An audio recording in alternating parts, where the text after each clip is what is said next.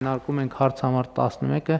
էլեկտրոնային ծանուցումների վերաբերյալ օրենսդրական փաթեթին հավանություն տալու մասին հարցը զեկուցող Արդարադատության նախարար Սրփոյի Գալյան։ Համեցեք տիկին Գալյան։ Շնորհակալություն, մեծարգո վարչապետ, հարգելի գործընկերներ։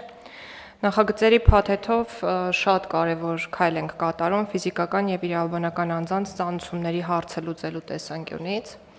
Այս փաթեթով ներդրում ենք էլեկտրոնային ծանուցումների մի ամբողջական մեխանիզմ, սկզբից մինչև վերջ նկարագրված, եւ եթե այդ մեխանիզմով անձը ծանուցվի եւ ծանուցումը բոլոր փուլերով անցնի, ապա անկախ ամեն ինչից անձը համարվելու է պատշաճ ծանուցված։ Նկարագրեմ ինչպես է մեխանիզմը աշխատելու։ Ֆիզիկական անձանց դեպքում գործելու էլեկտրոնային հարթակ, թվային միջավայր, որտեղ անձը մուտք է գործելու խիստ նույնականացման միջոցով, այսինքն նույնականացման քարտի կամ բջջային նույնականացման միջոցով։ Ծանուցումը տեղադրվելու է այդ հարթակում եւ եթե անձը մուտք գործի հարթակ, ապա համարվելու է ծանուցված։ Անձը կարող է նաեւ տրամադրել իր հավելյալ կապի միջոցներն, անձնական էլեկտրոնային փոստ, հեռախոսահամար, որով նա հավելյալ կտեղեկացվի այն մասին, որ իր հարթակում ծանուցում է տեղադրվել։ Եթե հարթակում ծանուցումը տեղադրելուց հետո 3 օրվա ընթացքում անձը մուտք չգործի համակարգ, սկսելու աշխատել հաջորդ քայլը, այն է ծանուցումը հիբրիդային առաքանու միջոցով պատվիրված նամակով ուղարկվելու է անձի հաշվառման հասցեով։ Հիբրիդային առաքանին դա այն է, երբ ծանուցողը որևէ ծրար կամ նամակ չի ուղարկում, այլ էլեկտրոնային ծանուցումը ավտոմատ փոխանցվում է փոստին եւ փոստը այն ծրարավորում եւ ուղարկում է անձի հաշվառման հասցեով։ Եթե այս եղանակով ուղարկելուց հետո ծանուցումը 7 օրվա դրությամբ ֆիքսվում է, որ անձը չի ստացել այն կամ հրաժարվել է ստանալ, ապա ծանուցումը տեղադրվում է ազդարար ԿՏՄ հարթակում, այսինքն իրականացվում է հրապարակային ծանուցում եւ ազդարարում տեղադրվելուց 7 օր հետո անձը համարվում է այլևս պատշաճ ծանուցված։ Մի շատ կարևոր շեշտադրում, եթե ֆիզիկական անձը հարթակի միջոցով տվել է համաձայնություն, որով հավաստում է, որ իրեն բացառապես էլեկտրոնային եղանակով ծանուցումներ կարող են ուղարկվել, ապա ծանուցումներն իրականացվելու են բացառապես էլեկտրոնային եղանակով եւ այդ դեպքում ծանուցումը տեղադրելուց հետո 3-րդ օրը անձը համարվելու է պատշաճ ծանուցված, այն հանգամանքից անձը մուտք է գործել այդ հարթակ, թե ոչ։ Այսինքն տվյալ դեպքում այլևս չի իրականացվելու լրացուցիչ հիբրիդ փոստով ծանուցումը եւ ազդարար EM կայքում չի տեղադրվելու ծանուցման համապատասխան տեքստը։ Իրավաբանական անձանց եւ անհատ ձեռնարկատերերի դեպքում ծանուցման համար օգտագործվելու է հարկային մարմնի հաշվետվությունների ներկայացման էլեկտրոնային կառավարման համակարգը։ Սա այն հարթակն է, որտեղ կազմակերպությունները, հատկապես տնտեսավարողները, կարելի է ասել ամենօրյա ռեժիմով մուտք են գործում, հետևաբար սա ընդունել ենք որպես իրավաբանական անձանց եւ անհատ ձեռնարկատերերի ծանուցման հարթակ։ Կազմակերպությունները մտնելու են հարթակով աշխատելու համար, իրենց հաշվետվությունները ներկայացնելու համար եւ տեսնելու են իրենց ծանուցումները ստացված ոչ միայն պետական եկամուտների կոմիտեից, այլ նաեւ այլ մարմիններից։ Իրավաբանական անձինք եւ անհատ ձեռնարկատերերը պատշաճ ծանուցվելու են ծանուցումը ՊԵԿ համակարգի իրենց անձնական էջում տեղադրվելու օրվան հաջորդող 3-րդ օրվանից։ Եթե վերջիններս այդ ընթացքում մուտք չգործեն համակարգ, ապա ծանուցումը տեղադրվելու է ազդարար EM կայքում եւ տեղադրվելուց հետո 5-րդ օրը նրանք համարվելու են ծանուցված, այսինքն իրավաբանական անձանց եւ անհատ ձեռնարկատերերի պարագայում հաշվի առնելով, որ նրանք պրոֆեսիոնալ սուբյեկտներ են, լրացուցիչ հիբրիդ փոստային ծանուցումը բացառվելու է։ Ծանուցումների տեղադրման կարգը, այդ թվում նաև այն, թե որն է լինելու ծանուցման հարթակը, որ կայքում է գործելու պաշտոնական էլեկտրոնային փոստը եւ այլ տեխնիկական մանրամասները սահմանվելու են կառավարության որոշմամբ։ Նշեմ, որ անձանց կողմից համակարգ մուտք գործելը կամ ծանուցում կարդալը ֆիքսվելու է համակարգի կողմից։ Մի կարևոր նորամուծություն եւս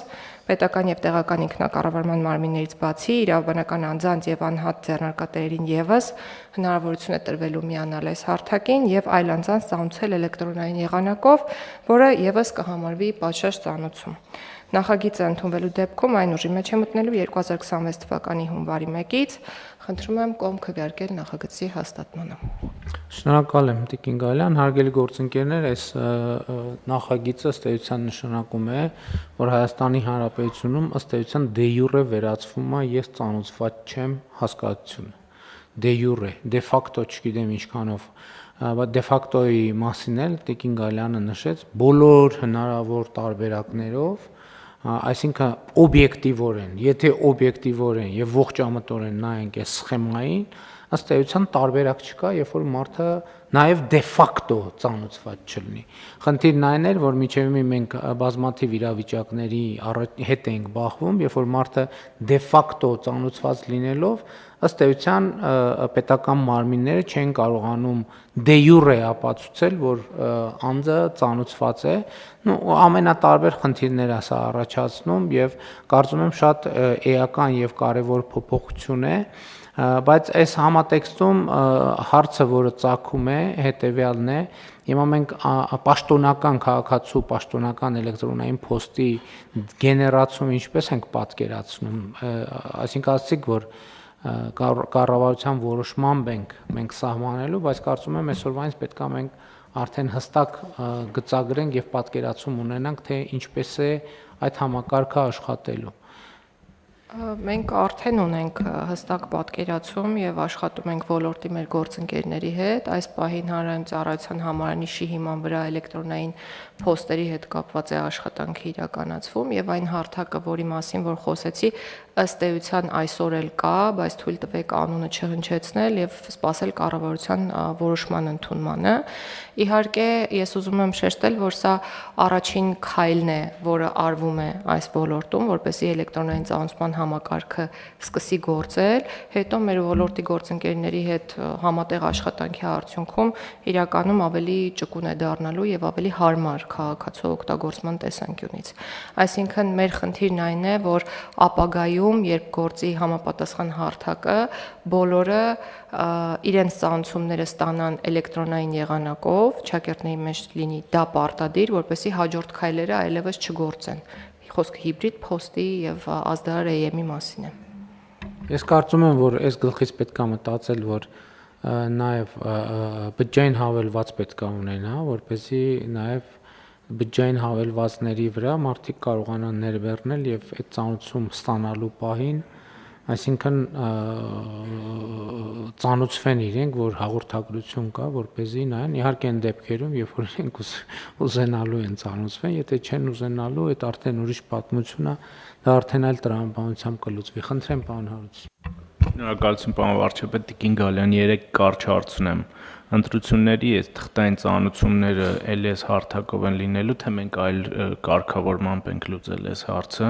որովհետև հսկայական գումար ենք ծախսում դրա վրա եւ կարելի է նույնպես այստեղ ներառել, ինչքան գումար ենք առհասարակ խնայում պետական բյուջեից այս համակարգի ներդրման արդյունքում, եթե ունենք այդ հաշվարկը եւ այլ սուբյեկտները, որ ասեցիք, կարող են օգտվել դա վճարովի ծառայություն է լինելու, թե հասանելիություն ենք տալու։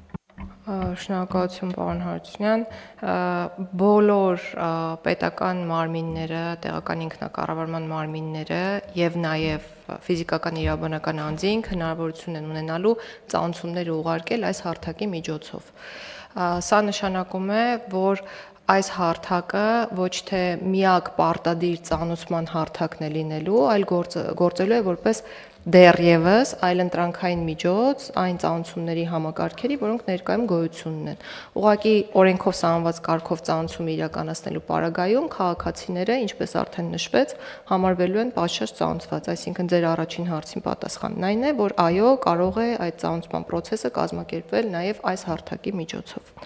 Հաջորդ հարցին անդրադառնալով պետք է նշեմ, որ մենք փորձել ենք հաշվարկել, թե որքան է ծախսվում թղթային ծանոթությունների վրա պետբյուջեից, բայց հստակ թվեր չեմ կարող նշել, կարող եմ հարկադիր կատարումն ապահովող ծառայություններին վերաբերող թվական տվյալ նշել 2024 թվականի համար, օրինակ ծախսվել է 653 միլիոն 276 հազար 320 դրամ,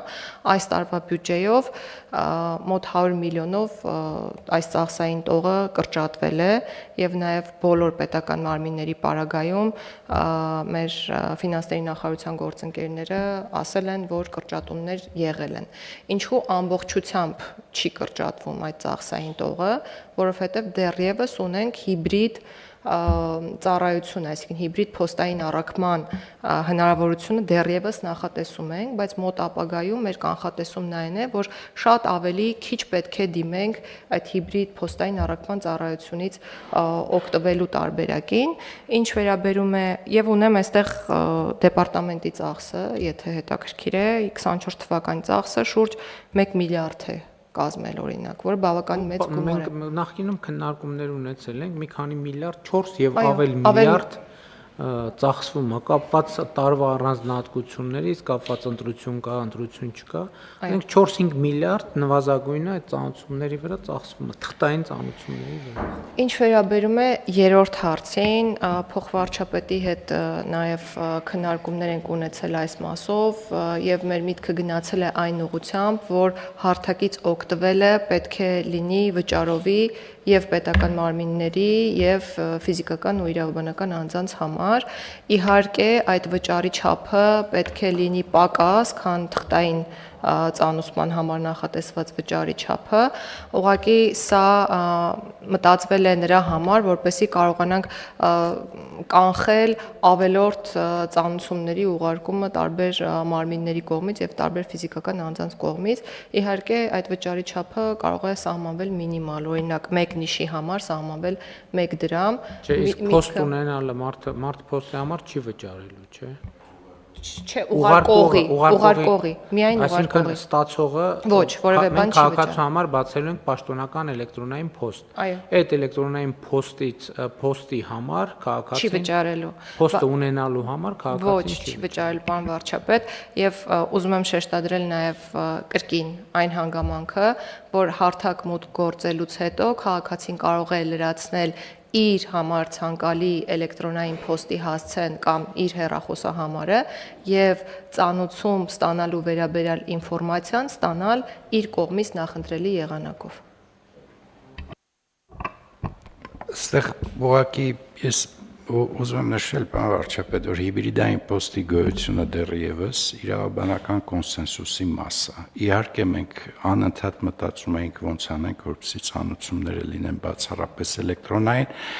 բայց քանի որ կա սահմանադրական իրավունք կամ չկա սահմանադրական պարտավորություն ունենալ էլեկտրոնային սարք, առանց հիբրիդային փոստի շատ խոցելի էր դառնում պատշաճ ծանուցման ինստիտուտը։ Բայց մենք դա կանենք մոտիվացիոն համակարգերով։ Երբ որ պետությունը սկսի իր ծառայությունները մատուցել էլեկտրոնային եղանակով,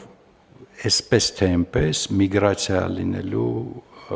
թղթային կամ հիբրիդային փոստից դեպի էլեկտրոնային ծանուցման ռեժիմ, ինչը որ այսօր տեսնում ենք իրավաբանական անձանց դեպքում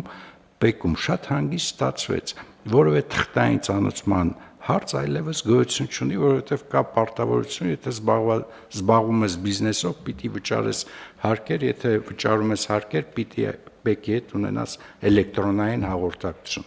Մենք իրավաբանական անձանց մասով դրա համար տեղափոխվեցինք այդ հարթակ, որի գոյությունը հարցականի տակ չէ։ Չկա մի իրավաբանական անձ կամ անձերներից, որ չունի այդ էլեկտրոնային հասցեն։ Ֆիզանձանց դեպքում կրկնում եմ, մենք մոտիվացիոն համակարգով կբերենք դրան։ Ինչ վերաբերում է վճարին, շատ նորմալ է, որ ծանուցում ուղարկողը այդ ծառայության համար պիտի վճարի։ Նախ այդ համակարգը պիտի շահագործման մեջ միշտ արդիական մնա։ Ներողություն, բայց հիմա վճարում է, չէ։ Հիմա էլ դա է։ Բացի ուղարկողին վճարը, այսինքն փոստին վճարելուց բացի թղթի համար վճարում է, չէ, գրիչի համար վճարում է, չէ, ծրարի համար վճարում է, չէ։ Պարոն վարչապետ, տպիչի համար կամ եթե տպումա տպիչի համար վճարում։ Անհամեմատ ավելի քիչ է վճարելու էլեկտրոնայինով կամ այս համակարգով, քան այսօր փոստի համար, բայց մի նյուանս էլ կա, որ մենք անհատական ծանուցումների մասով էլի որպեսզի իրավական լուծումը իդեալական լինի, կա տեղեկատվություն, որ մենք իրան ամբողջական չենք կարող ուղարկել կամ որևէ մեկին չի կարող ուղարկել, որովհետև անձնական տվյալներ է պարունակում։ Դրա համար այդ հիբրիդը դեռևս այդ ֆունկցիան կկատարի, այսինքն էլեկտրոնային ծանուցումը կասի, որ կա փաստաթղթեր, որոնք այս հասցեից կարող ես վերցնես կամ քո փոստարկղումա, այդ պարագայում այդ գաղտնիության անձնական տվյալների պաշտպանության եւ գաղտնիության հարցն էլ կլուծենք այս համակարգով։ Շնորհակալություն պարոն վարչապետ, մի հարց ունեմ Տիկին Գալյանին։ Հիշում ենք, որ մենք մի նման համակարգ ներդրեցինք ճանապարհային երթևեկության կանոնների խախտման համար, ծանուցումների համակարգ եւ նաեւ այն ժամանակ խոսում էինք, որ սա կարող է լինել ստարտ կամ պիլոտային ծրագրի նման մի բան, հետագայում բոլոր պետական մարմինների ծանուցումները ուղարկելու այդ տարբերակով։ Հիմա հարցը հետևն է, արդյոք ինչ որ ինտեգրում կա, որտեղ ենթադրում եմ այնտեղ արդեն հազարավոր քաղաքացիներ այդպես են ստանում եւ կարող ենք այնտեղի գրանցված էլեկտրոնային փոստը ավտոմատ համարել այդ մեր նախընտրելի էլեկտրոնային փոստը, որը Տիկին Գալյանը նշում էր, որ կարող է քաղաքացին տրամադրել, որտեվ եթե այո, ապա արդեն հազարավոր, եթե ոչ տասնյակ հազարավոր քաղաքացի մենք բոլորս կկարողանանք ծանուցումներ ուղարկել, այդ թվում օրինակ մեր համակարգի հետ կապված։ Պարոն Թորոսյան, վաղ թե ուշ բոլոր պետական մարմինները ինտեգրվելու են այս համակարգին։ Հիմա ոստիկանությունը ունի իր ներքին համակարգը եւ այդ մոտիվացիոն կարելի ասել համակարգի գործարկմամբ եկել ենք նրան, որ քաղաքացիները ցանկանում են տրամադրել իրենց էլեկտրոնային հասցեները, որպեսզի օգտվեին որոշակի արտոնություններից։ Մենք հիմա նմանատիպ կարգավորումներ փորձում ենք նախատեսել հարկադիր կատարումն ապահովող ծառայությունում, որպեսզի կարողանանք այդ էլեկտրոնային հասցեները նաև փոխանցել հարկադիր կատարումն ապահովող ծառայությանը եւ կարծում եմ որևէ խնդիր չենք ունենա վաղ թե ուշ այդ էլեկտրոնային հասցեներն օգտագործել հենց այս համակարգում։ Երկու եղանակով կարող է համակարգը աշխատել, պարոն Գրիգորյանը փոքրինչ խոսեց այդ մասին։ Առաջինը տեքստուալ ծանուցման մասին է խոսքը, երբ այդ հարթակում տեղադրվում է ծանուցման տեքստը, եւ մյուսը լինկով ծանուցման մասին է խոսքը, այսինքն այս դեպքում ոստիկանությունը այդ ծանուցման հարթակ պետք է ուղարկի ոչ թե համապատասխան տեքստը տուգանելու վերաբերյալ որոշման տեսքով օրինակ, այլ պետք է ուղարկի համապատասխան լինկը, որը տվյալ անձին կբերի արդեն ոստիկանության համապատասխան էլեկտրոնային համակարգ։ Տիկին Գալյան, ես ավելի շատ ինչ նկատի ունեի, քանի որ արդեն մենք հազարավոր քաղաքացիների տվյալներ ունենք, մենք կկարողանանք իրենց ավտոմատ ինտեգրել այս նոր համակարգ, որտեղ խոսակցությունը այն ժամանակ հենց դրա մասին էր, որ մենք դրանով հավաքենք քաղաքացիների մի մեծ խումբ, նրանց տալով զեղչի փաստորեն հնարավորություն տուգանքները քիչ մուծելու, որպեսզի եւ նրանք սովորեն այդ համակարգին եւ հետագայում իրենց տված այդ էլեկտրոնային փոստով ծանուցումը համարվի պատշաճ ծանուցում մնացած բոլոր պետական մարմինի համար, որպեսզի նաեւ քաղաքացին նորից չգրանցվի։ Այսինքն մենք նորից նրան չդրթենք գրանցվել այս նոր համակարգում։ Ես պարոն Թորոսյանի հարցը վերաձևակերպեմ, ընդհանրապես թվայնացման մեջ կա մի կարևոր սկզբունք, որը թվայնացման իհարկե արդյունքա նաև սկզբունքա, որ մի տվյալը մի անգամ, որ քաղաքացին իր մի տվյալը պետության տալիս է մի անգամ։ Հիմա այս պարոն Թորոսյանի հարցը այս տեսակետից շատ կարևոր է, որովհետև միտեղ ասում ենք դե քաղաքացի, եթե ուզում ես էլեկտրոնային փոստի հասցեն տուր, հետո երկրորդ անգամ ենք ասում ենք դե էլեկտրոնային փոստի հասցեն տուր, հետո երրորդ, հետո չորրորդ, հետո 5-րդ, հետո 10-րդ, հետո 20-րդ Հարցը տվյալն է, եթե քաղաքացին որևէ պետական մարմնի մի անգամ իր էլեկտրոնային փոստի տվյալը տվել է, մենք պետք է երկրորդ անգամ չուզենք այդ էլեկտրոնային փոստի տվյալը։ Եվ եթե պետք է այս օրենսդրության մեջ կարգավորում անենք, ասենք եթե մարդը, որը այն որևէ հարթակում իրան, չնայած ես համոզված չեմ, այդ հարթակը նույն ձևով է գործում, թե չէ, բայց կապ չունի։ Եթե մարդը ասել է ինձ ծանուցումը տվեք այս հասցեով, ինչ ենք ասում, մի հատ էլ այս հասցեով մտի, մի հատ էլ մեզ ասա, որ հասցեով քեզ ծանուցենք։ Այսինքն այստեղ այդ սկզբունքից շեղում կարանի, չնայած մենք այդ սկզբունքից շեղված ենք, որովհետև թվայնացում չունենք պատշաճ մակարդակի։ Ես կարծում եմ դա հարց է, որը առնվազն պետք է դիտարկենք։ Պարոն վարչապետ, ես իմ խոսքում նշեցի, որ եթե անձը գրավոր կամ այլ եղանակով կամ հարթակի միջոցով ասում է, որ ես ցանկանում եմ ծանոթվել այս եղանակով, ապա արդեն ասել է, հարցը տեխնիկական լուծման դաշտում է, կարծում եմ։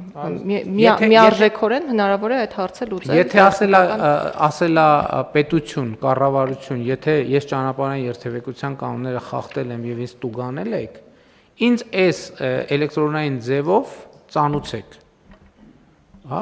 այսինքն դա իր համար պատշաճ ծանուցում է։ Այո, Եվ այդ նույն մարդուց էլի նույն հարցի պատասխանը չուզենք, ասենք այս հասցեով, եթե հասցեով է գործում դա, տենց է գործում, թե բջջային համարի թե հավելված հասցեով է գործում, դե ուրեմն մենք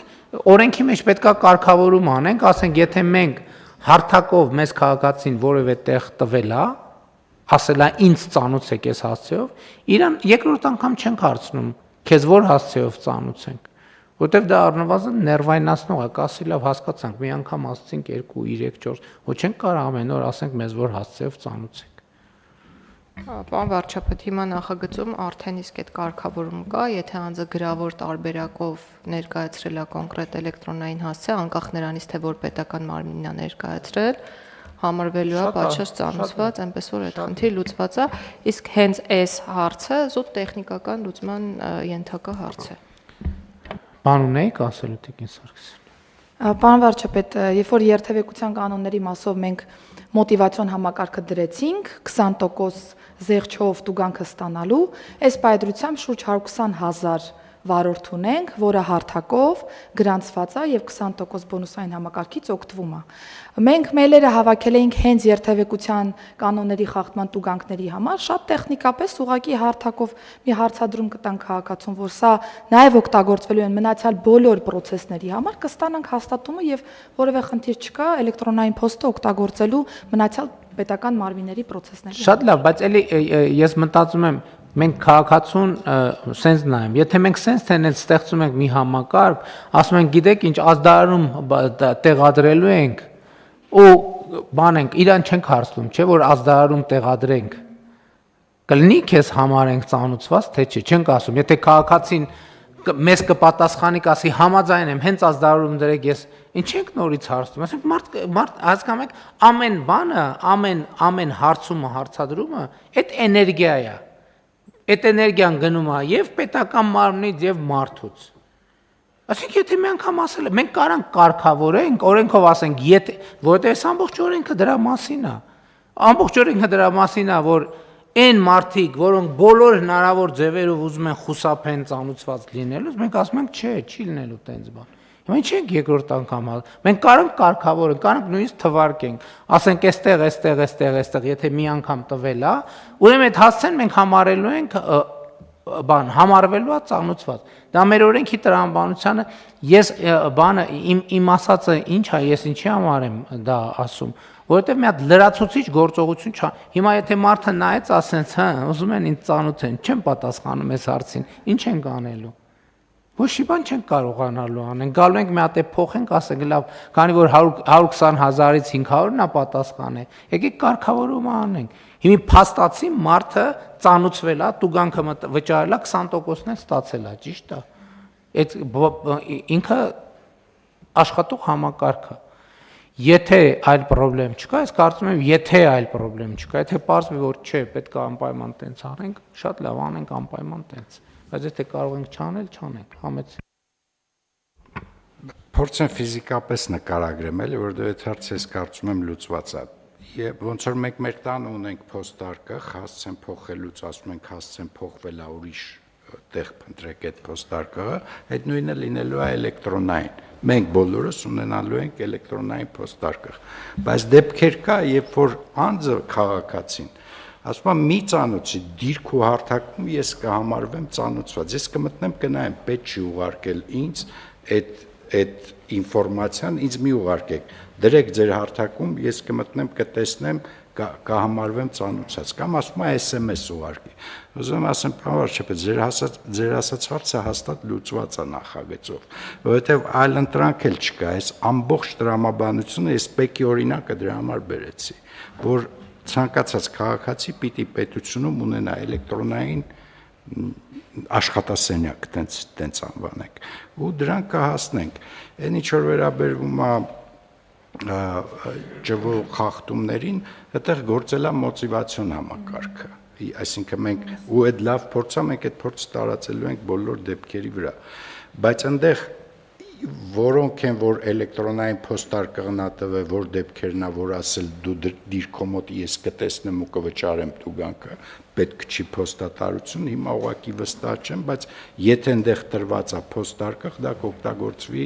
այս համակարգի մեջ։ Ամեն դեպս այս դիտանկյունից նայենք, որպեսզի հնարավորինս հարթ լինի համակարգը։ Համեցեք բան խնդրեմ։ Շնորհակալություն, պարոն վարչապետ, ես կարծում եմ մի դրվագել կա, որ կարող է նույն անձի վերաբերյալ մենք միանգամից ստացված մի քանի ծանուցման հարթակներ ունենք, նույն եթե անձը նաև անձեռ նարկատերա ունի ՊԵԿ-ի իր գրասենյակը, բայց նաև էլեկտրոնային հասցե է տվել, որ ներքին գործերի նախարարության կամ ճանապարհային ոստիկանության այդ արտոնյալ համակարգից օգտվի դույժերի վերաբերյալ ծանուցման։ Այստեղ էլ պետք է առաջնահերթությունները կանոնակարգենք, որովհետև ժամանակի ընթացքում դրանցից մեկը կարող է դադարի, մյուսը կարող է շարունակի գործել։ Այդ անձը պետք է իր համար խաղի կանոնները հստակ պատկերացնի, թե մենք ինչպես ենք շարունակելու իր հետ հարաբերվել ցանկացած հաջորդ իրավիճակում։ Դե կարծում եմ այդ մեխանիզմը նկարագրված է, որովհետև եթե անձը էլեկտրոնային փոստը չի գործում, այնուամենայնիվ ինքը պիտի իմանա, որ այդտեղ խնդիր կա, բայց պաշտոնական էլեկտրոնային փոստը աշխատելու պարտականությունը մերն է եւ մենք պետք է ապահովենք, բայց եթե նույնիսկ այդտեղ չի գործում, մեկը իրազեկման ազդարարը եւ պետեկամուտների կոմիտեի համակարգը մեկը գործելու է եւ այս տրամաբանությունը, այսինքն իմ տեսածով չի ընդհատվում այդ շղթան, բայց ամեն դեպքում համակարգը նորա պետքա իրան նայել ուշադիր, որպեսզի լինի ամբողջական։ Կային արել դիտարկումներ, համեցիկ։ Շնորհակալություն, պարոն վարչապետ, ես կարծում եմ իհարկե ավելորդ հասել թվայնացման այդ ծառայությունների, այդ թվում եւ ծանուցման թվայնացումը ինչքան ողջունելի է եւ համահունչ ժամանակակից աշխարհին, բայց կարծում եմ, որ որոշ բաներ կան, որից պետք է օրինակ խուսափել, ես փորձեմ առարկայական ձևակերպել, հա, ես կարծում եմ, որ չպետք է քաղաքացուն աստիճանաբար ավելի ու ավելի դնենք մի իրավիճակում, որտեղ ինքը ստիպված լինի մի հատ, չգիտեմ, ինչ որ պարբերականությամբ այցելել փոլիսեին, որպեսզի տեսնի հոտուգանք չունի ճանապարհային երթևեկության։ Մի հատ այցելել, չգիտեմ, աշխատանքի նախարարության հարթակներ, որ տեսնի կենսաթոշակի հետ կապված նորություն կա թե չէ, մի այցելի Արմեդ, մի հատ էլ հիմա այցելի էս մյուս նոր հարթակը, որ նոր հասկանա, որ իր եւ պետության գործերը, իր հարաբերությունները պետության հետ կարգավորված են, խնդիր չկա։ Ինչ որ միասնական բան է պետք, այստեղ ինտեգրացված մոտեցում է պետք։ Հուսով եմ գործընկերներ հոգ են տանում դրա մասին, վստահ եմ, բայց նաեւ հարց ունեմ, էլի։ Այս process-ում, որը Տիկին Գալյանը նկարագրեց, մի դրվագ կար, որտեղ ինձ մոտ տպավորություն առաջացավ, որ գուցե մասնավոր տեղեկությունների, ոչ այնքան անձնական տվյալների պաշտոնական բանի հրապարակման, այլ ընդհանրապես մարդու կյանքին վերաբերող մասնավոր տեղեկությունների հանրայնացում լինի։ Հարցս այդ մասին է, Տիկին Գալյան, ասեցիք, այն հիբրիդայինի դեպքում ծանուցում ուղարկում եք փոստային ծառայությանը, իրանք են դա տպում, դնում ծրարի մեջ եւ ուղարկում։ Եթե ես ճիշտ, եթե դա ծանուցման բովանդակությունն է, ոչ թե փաստը, որ դու այնտեղ ծանուցում ունես, ապա այդ տեղեկությունը, որը ես կուզեի գուցե գախնի մնար, հայտնի դարձավ փոստային ծառայության աշխատակիցներին։ Հետո եթե դա չի աշխատում, դնում եք ազդարարում։ Հիմա այդ ընդհանրապես լրիվ հանրայնացրեց բովանդակության մասին է խոսքը, թե ծանուցման փաստի թե ինչ։ Մենք ամեն ինչ արել ենք եւ պետք է շարունակենք անել, որպեսզի անձնական տվյալները լինեն պաշտպանված։ Հետևաբար խոսքը ծանուցման առկայության փաստի հաստատման մասին է, այսինքն ազդարարում կախվում է ծանուցումը այն բովանդակությամբ, որ դուք այս պետական մարմնից ունեք ծանուցում, հակիրճ բովանդակությամբ, այսինքն անձնական տվյալները պետք է ամեն դեպքում լինեն պաշտպանված, մասնավոր կյանքին վերաբերող տեղեկությունները։ Եվ մի բան էլ, պարոն Միրզոյան, հենց ձեր կողմից բարձրացված խնդրի լուծմանն է միտված այս հարթակի ստեղծումը, որպեսզի քաղաքացին ունենա մեկ կաբինետ, մտնի այնտեղ, դա կլինի application հեռախոսի վրա համապատասխան smart այդ գadgetների վրա, կմտնի այդտեղ եւ կտեսնի, որ այս կամ այն պետական մարմիններից, իրավաբանական անձանցից ունի ծանուցումներ։ Այսինքն խոսքը այս համակարգի ստեղծման մասին է, որը միասնականացնելու է ծանուցումների ամբողջ համակարգը։ Պարոն Միրզոյան, ձեր բարձրացրած մյուս հարցի հետ կապված ելի վերադառնամ կրթության թեմային, մենք հենց ձեր նշած հարցերի հետ առերեսվելու եւ արձանագրելով, որ մենք այդտեղ նաեւ գիտելիքների որոշակի պակաս ունենք, մենք Էստոնիայից փորձագետ ենք հրավիրել եւ հույս ունեմ բոլորդ իրազեկված եք դրա մասին, որպեսզի պետական մարմինների աշխատողների համար ներկայացնեն, թե ինչ էստոնական կոնցեպտը թվայնացման, այսինքն մեծ դահլիճում պետական բոլոր մարմինների ներկայացուցիչները հրավիրված են լինելու, ընդ որում ես Էստոնիա կատարած այցի ընթացքում եմ այդ այցի արդյունքներով եմ այնտեղ նախնական պայմանավորվածություն ունենալով այդ հանձնարարականը տվել, որ փորձագետին ով մասնագիտացած է հենց ներկայացնելու գործում եւ այնտեղ էլ ես իր ներկայացրածը լսել եմ, որպեսզի մեզ ասեն, մեզ սովորեցնեն նաեւ թե ինչպես է դա պետք անել, որովհետեւ այո, եթե մենք նայենք թե վերջին 15 տարում ինչքան գումար ենք ծախսել թվայնացման վրա կամ ընդհանրապես եւ այն ինչ ունենք, վստահ չեմ, որովհետեւ մեզ երկար ժամանակ պահանջվեց հասկանալու, որ կայք ունենալը դեռևս թվայնացում չի կամ փաստաթուղթը ինտերնետում դնելը դեռևս թվայնացում չի եւ այսպիսի բազմաթիվ բաներ։ Այնպես որ այո, այդ հարցը պետք է լուծենք, բայց մենք պետք է նաեւ խոստովանենք, որ շատ հարցեր, որ հրճակում ենք եւ չենք կարողանում լուծենք։ Ինչի չենք կարողանում լուծել։ Դեպքերի մեծ մասը կապված է գիտելիքի բացակայության հետ։ Չգիտենք ոնց լուծենք։ Պատեպատ ենք կպնում, չգիտեմ, այստեղ ենք գնում, մրցույթ ենք հայտարարում, հետո այդ մրցույթում հաղթում է մի հատ հրաշալի ընկերություն, որը պատրաստ է 5 միլիարդանոց ծրագիր անել 50,000 դրամով։ Ուրախանում ենք, ասում ենք, տեսեք 4 միլիարդ 990, չգիտեմ քանի միլիոն խնայեցինք մեր պետական բյուջեի, հետո 5 տարի դատաստան եւ այլն եւ այդպես շարունակ։ Այսինքն գիտելիք չունենք, գիտելիք եւ մասնագետների պակաս ունենք, մարդկային ռեսուրսի իմացությամբ մարդկային ռեսուրսի պակասի խնդիր ունենք։ Ու չեք սրա մասին ընդունված չի մեզանում ոնց կարա տենց բանը լինի։ Այսինքն այս բա մենք հրաժարվում ենք մեր պատմությունից, բա մենք այս 3000 տարվա մեջ ուրեմն պետք է գնանք հազար ներողություն Էստոնիային հարցնենք, թե մենք ոնց թվայնանանք, մենք իրանք որտեղ էին, որ մենք մեր բաներով, տառերով թվեր էին գրում եւ գումար, լսեք, էսա մենք միջև չառերեսվենք սրան, մենք չի ստացվելու մեր մոտ ոչ մի բան։ Մենք չենք խոստովանում, որ Հայաստանում շատ խնդիրներ չեն լուծվում, որովհետեւ մենք չգիտենք խնդիրների լուծումը։ Ավելին, մենք շատ դեպքերում չգիտենք խնդրի պարամետրը, խնդիրը գիտենք։ Մեր հանրահաշվի ուսուցչուհին ասում էր, լսել ես ձայն, բայց չգիտես, թե ուր է այն։ Մենք անդադ ձայներ ենք լսում, բայց կոորդինատը չենք կարող որոշենք, այդ ձայնը որտեղ է։ Եվ որ կոորդինատը չես կարող որոշես, ոնց ես այդ ձայնի հարցը լուծելու։ Ու դրա համար անընդհատ գնում ենք ու տեղ մենք հայտնվել ենք կենացի ժանրում։ Պետք է դուրս գալ կենացի ժանրից, որը բոլորովին ուրիշ պարամետր է, որը ենթադրում է գիտելիք։ Կենացը ինչով է տարբերվում գործողությունից, որ կենացը ասում ես, դա չի ենթադրում, որ դու նաև պետք է հիմնավորես եւ բացատրես եւ պլան ունենաս, թե դա ոնց ես իրականացնելու։ Ասենք կողքդ կանգնած եմ ամբողջ ցանկացած հարցով կարաս ինձ դիմել։ Որ ցանկացած հարցով։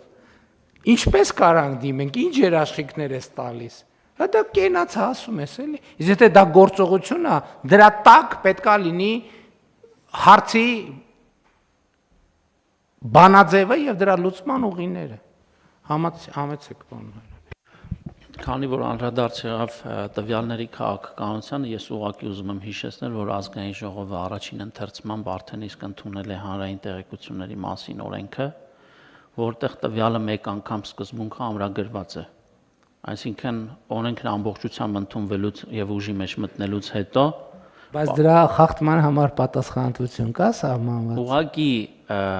օրենքով արգելվելու է որևէ երկրորդ գերատեսչության պահանջել պարզապես տեխնիկապես հնարավորություն չի լինելու երկրորդ անգամ մուտք գործելու տվյալները ամրագրելու բազայում, այսինքն լինելու է տվյալների կենտրոնացված քաղաքականություն, ԲՊՌ-ում տվյալները հավաքվելու են եւ պետական գերատեսչությունը արդեն հայցում է կատարելու ԲՊՌ-ին տվյալները այդտեղից ստանալու։ Այսինքն աղբյուրը ցույց ենք տալիս, ասում ենք ստեից պետք է ստանալ տվյալը, նշանակում է տվյալները պետք է ներբեռնել այդտեղ։ Եթե ներբեռնված է, արդեն ներբեռնել։ Այսինքն մենք մեր քաղաքացիների մասին հոգ տանելով որոշել ենք օրենսդրական բարեփոխմամբ իմպերատիվ սահմանել, որ այդ շփումը քաղաքացի պետական գերատեսչություն պետք է լինի բացառապես կյանքի ընթացքում մեկ անգամ եւ օրենքն ընդունվելուց հետո պարզապես սա տեխնիկապես հնարավոր չի լինելու, ընդ որում գերատեսչությունը ամբողջական տվյալը չի ստանալու։ Գերատեսչությունը իր ծառայության համար անհրաժեշտ այն տվյալն է ստանալու կենտրոնացված համակարգից, որը որ իրեն անհրաժեշտ է։ Շատ լավ, համեցեք։ Սա էլ է հրաշալի հնչում, պարոն վարչապետ, եւ անպայման պետք է իրականացվի, բայց պետք է հստակ հասկանանք, որ տվյալների մասին է խոսքը։ Օրինակ, անձնագրի սերիան, եթե պետական մարմինը քաղաքացուց ամեն անգամ ուզում է, դա աբսուրդ է։ Լրիվ համաձայն եմ օրենքի տրամաբանության հետ։ Մի անգամ պետություն գիտի, պետությունն է տվել այդ տվյալը։ Ինչ է նշանակում ամեն անգամ ուզել դա։ Բայց դա email-ին կարծում եմ չի կարող էլեկտրոնային փոստի հասցեին վերաբերվել։ Եվ փորձեմ ասել ինչու։ Դիցուք ես ունեմ մի քանի էլեկտրոնային փոստեր։ Մի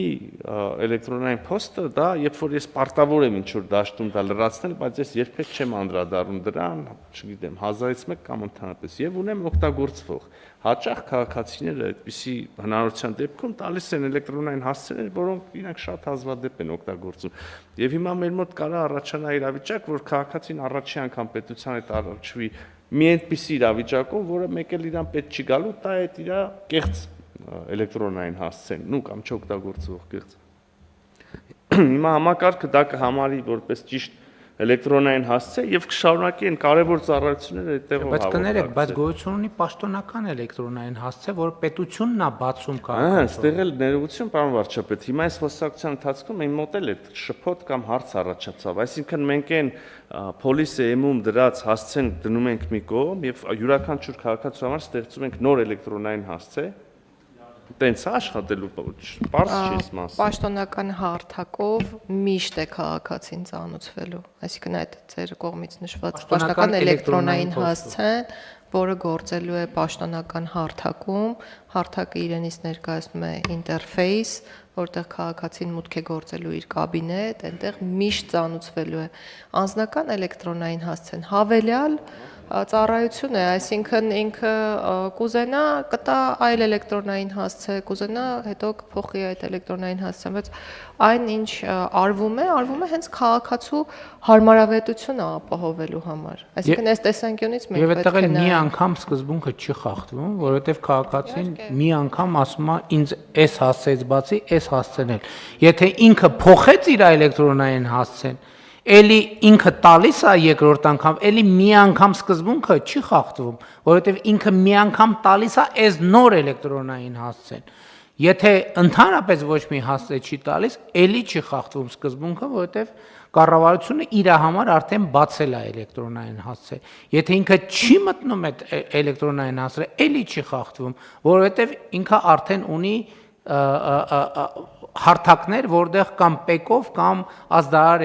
EM-ով։ Իսկ անձնական տվյալների պաշտպանությունը այդ բոլորովին ուրիշ ոլորտ է, որը վերաբերվում է ամեն ինչին։ Հետևաբար անձնական տվյալների հետ գործ ունեցող բոլոր մարմինները, բոլոր դեպքերում, բոլոր իրավիճակներում պետք է առաջնորդվեն անձնական տվյալների պաշտպանության մասին օրենքի կարգավորմամբ, որը մեր մոտ իմիջիայլոց էլի բարեփոխումների գործընթացում է, որովհետև մենք համարում ենք, որ այն համակարգը, որ այսօր ունենք, մենք նույնիսկ հիմա քննարկում ենք անձնական տվյալների պաշտպանության գործակալության բարեփոխումների հարցը եւ այլն եւ այդպես շարունակ։ Այսինքն ես նկատի ունեմ հարցերը պետքա տարբերակել եւ ըստ էության, բայց իհարկե ընթացքում էլի հարցեր կառաջանան, այնպես չի, որ մենք հիմա բոլոր հարցերին պատասխանեցինք կամ բոլոր հարցերը կանխատեսեցինք։ Համեցեք։ Մի կարևոր բովանդակային հարց էլ, քանի որ ուղղակի քննարկումը ծավալվեց, սա էլ ասենք էլ։ Մենք շատ ուշադիր պիտի լինենք բովանդակության նկատմամբ։ Հայաստանում մարդիկ ծանոթություններ էլեկտրոնային թե թղթային միշտ ընկալում են որպես նեգատիվ ինֆորմացիա։ Դա մեծ պրոբլեմ է, եթե մենք նայում ենք Էստոնիային եւ նույնիսկ Ռուսաստանին, իրանց մոտ էլեկտրոնային հաղորդակցության տիրույթում, վստահ եմ նաև զարգացած երկրներում ինֆորմացիայի 90%-ը պոզիտիվ է քաղաքացու համար։ Լավ բաներ է ինքը պետությունից լսում, լավ խաբարներ է ստանում, ըստ այդմ բոլորը մոտիվացված են ունենալ մասնակից լինել հարթակի, ունենալ կոմունիկացիա պետության հետ։ Մեր մոտ եթե պետությունը քեզ ծանոթությունով փնտրում, անպայման մի պրոբլեմ հետը տեղի կունենա, բայց մենք սրա մասին պիտի լուրջ մտածենք։ Չէ, Ժպիտով է պետք ուղարկել այդ ծանոթությունը։ Կամ գոնե Սմայլի կա։ բանակ տանելուց մի հատ սմայլիկ դնենք, որ մի քիչ պոզիտիվ տոն տանք ծանոթություններին։ Ասենք հետախուզման մասին ժպիտով պետք է ծանոթում ուղարկել։ Վարչապետ, իրոք անկեղծ է, մենք շատ դեպքերում շատ պոզիտիվ բաներ անում ենք, բայց չենք հաղորդակցվում մարդկանց հետ։ Այսինքն թոշակառուի հետ չենք շփվում, նպաստացողի հետ չենք շփվում, ու դա բերում է նրան, որ այդ մարդիկ մեր հետ էլեկտրոնային հաղորդակցություն չունեն, ու մենք մտածում ենք ինչ անենք, որ պարտավորեցնենք, որ հարթակում ունենան հասցե, պոզիտիվ կլինի, շատ արագ բոլորը կունենան։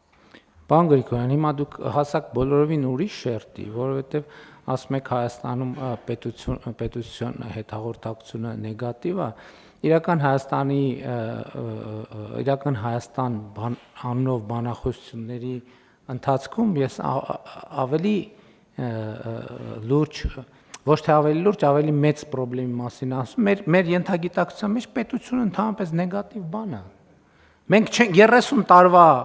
եւ ավելի տարվա անկախության ընթացքում 34 տարվա մենք դեռ չենք կարողացել մեր ենթագիտակցության մեջ պետություն բառը ընկալումը իր էմոցիան նեգատիվից դարձնել պոզիտիվ եւ սրա համար կան բազմաթիվ սոցիալ-հոգեբանական, պատմական եւ այլ պատճառներ եւ այն որ դուք ասացիք շատ կարեւոր է, այո, պետություն բառի հասկացությունը էմոցիան պետք է կարողանանք նեգատիվից փոխել պոզիտիվի եւ դրա համար այո կան շատ հիմքեր, բազմաթիվ հիմքեր։ Մեր ֆունդամենտալ խնդրեմը տեղ է, որ պետություն ասելով մենք հասկանում ենք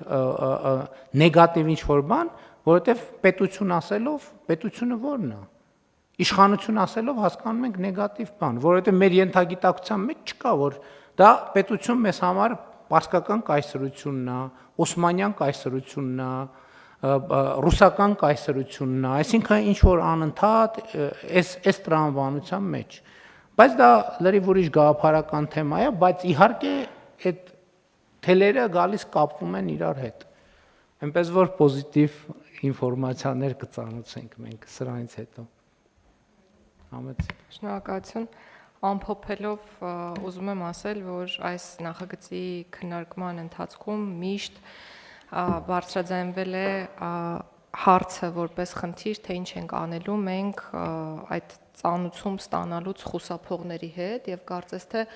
ամբողջ նախագիծը կառուցվել է հենց նրա շուրջ, որ մենք պետք է փակենք այն ճանապարհը, որով հնարավոր է խուսափել ծանոթում ստանալուց, բայց ես ուզում եմ շեշտադրել մեդալի մյուս կողմը։ Մենք ունենք բազմաթիվ բարեխիղճ քաղաքացիներ, ովքեր որ ուզում են ծանոթվել անգամ վատ բաների մասին։ Օրինակ, ես ուզում եմ ժամանակին ստանալ հարկադիր կատարումն ապահովող ծառայության ծանոթումը, որ կա համապատասխան ակտ, որը ենթակա է վճարման, մինչև իմ հաշիվների վրա կդրվի արգելանք։ Այսօր սա ամենատարածված խնդիրն է, ավելի ուշ ենք ստանում ծանոթությունը, քան հաշիվների վրա արգելանք է դրվում եւ ուզում եմ շեշտել, որ այս նախագիծը իրական մեր քաղաքացիների կյանքը հեշտացնող եւ կյանքի որակը բարելավող նախագիծ է, ընդ որում այն ոլորտներում է բարելավելու կյանքը, որոնց հետ առաջին հայացքից պատճառական կապը դժվար տեսանելի է։ Օրինակ, արդարադատության ոլորտի հետ կապված եմ ուզում մեկ օրինակ բերել։ Դատական process-ը մեր երկրում տևող process է։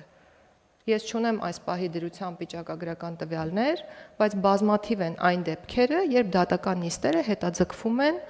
վկաների բացակայության պատճառով, որոնք օրինակ պատշաճ չեն ծանուցվել ու չեն եկել դատական նիստին։ Այսինքն մեր այն բարեխիղճ քաղաքացիների ցանկությունը, որոնք ուզում են, որ իրենց վերաբերող դատական գործերը ավելի կարճ ժամկետներում ավարտվեն,